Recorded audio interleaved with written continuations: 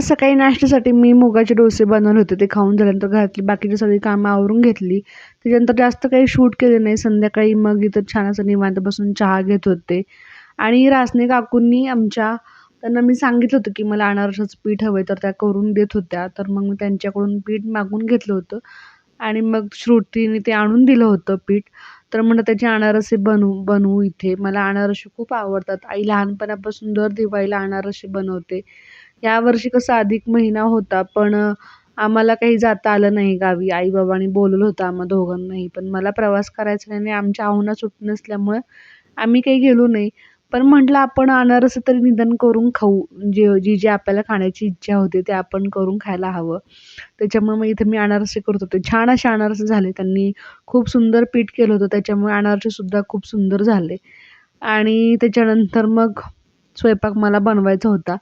जास्त काही अनारसे बनवले नाही. थोडेसेच पीठ मी अगोदर मळून घेतलं आणि बाकीचं थोडंसं पीठ फ्रीजमध्ये तसंच ठेवून दिलं.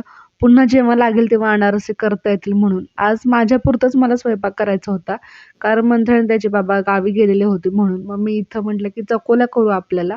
तर छान अशा तिखट चकोल्या इथं मी बनवून घेतल्या आणि मग त्याच्यानंतर मंथनला पुस्तकं आणली होती पहिलीची. त्याला कव्हर घालायचे होते. म्हटलं तोपर्यंत ते काम आपण आवरून घेऊ. झोप काही इतक्या पटकन लवकर लागत नव्हती त्याच्यामुळे. मग 1-2 पुस्तकांना कव्हर घालून घेतले. त्याच्यानंतर मग जास्त अशी पाठ दुखायला लागली त्याच्यामुळे मग ते थांबवलं. अशा पद्धतीने छान असं आजचा सगळा दिवस गेला. पण घरात माणसं नसली ना, तर खरंच करमत नाही. आपल्याला माणसांची सवय असते. जेव्हा मुलं सोबत असतात तेव्हा वाटतं की फार त्रास देतात आणि जेव्हा नसतं तेव्हा घर मात्र रिकामं होतं. तसंच हे 2 दिवस मला झालं होतं. पण कामात हे थोडेफार 1-2 व्हिडिओ करण्यामध्ये माझा वेळ तसा गेलेला होता निघून. पण घरात माणसं असल्याशिवाय घराला घरपण येत नाही, हेही तितकंच खरं आहे. कसा वाटला मिनी व्लॉग नक्की सांगा. Bye bye.